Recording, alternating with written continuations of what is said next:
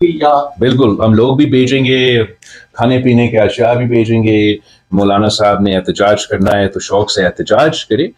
बिलावल साहब, आपके अपने जलसों में बिरयानी पर लोग आते हैं, आपके अपने जलसों में 500-500 रुपए पे लोग लाए जाते हैं, आपके अपने जलसों में किराए पर लोग दिहाड़ीदार लाए जाते हैं। आप हमें क्या लोग भेजेंगे? हमारे लिए जमीयत उलमा इस्लाम के कारकुन काफी है। बिल्कुल, हम लोग भी भेजेंगे, खाने पीने के अशिया भी भेजेंगे।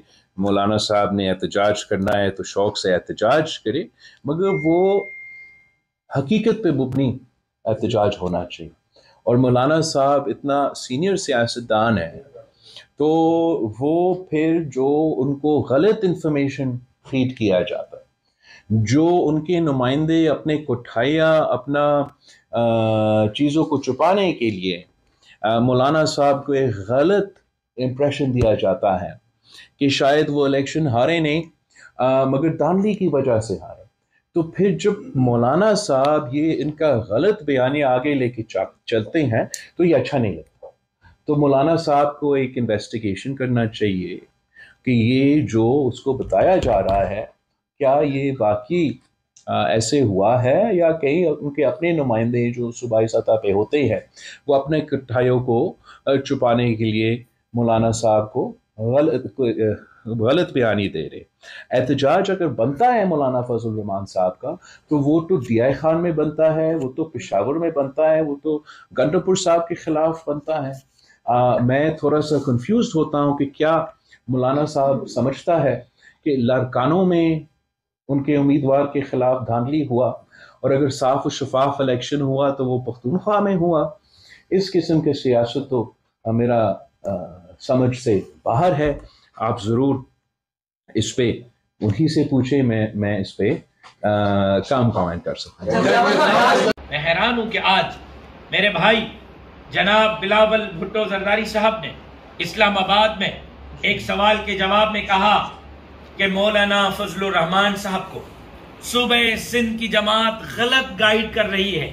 मौलाना साहब सिंध में एहतजाज क्यों कर रहे हैं? एहतजाज केपीके में होना चाहिए। तो बिलावल साहब, क्या इलेक्शन सिर्फ केपीके में हुए?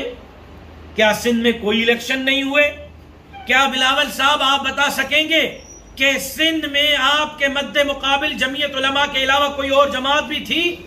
आपका मुकाबला तो जमीयत उलमा इस्लाम ने किया है और उसके बाद जीडीए ने किया है। सिर्फ सक्खर और लाड़काना डिवीजन में, 2 डिवीजन के सिर्फ 70%, 60 से 70% हल्कों में जमीयत उलमा इस्लाम ने 10 लाख से जायद वोट हासिल किए हैं। सक्खर और लाड़काना डिवीजन के 70% हल्कों में 10 लाख वोट बतला रहे हैं कि पीपल्स पार्टी की अपोजिशन की जमात सिंध में है तो जमीयत उलमा इस्लाम है। हमने हर वक्त न सिर्फ उनका इलेक्शन में मुकाबला किया है बल्कि उनके हर गलत इकदाम के लिए आवाज उठाई है। सैलाब में खिदमत की है, कोरोना में खिदमत की है, डाकूराज के खिलाफ आवाज उठाया है, सिंध अमन मार्च किया है, कारूंजर के दिफा के लिए हमने अपना जो है वो भरपूर एहतजाज रिकॉर्ड कराया है।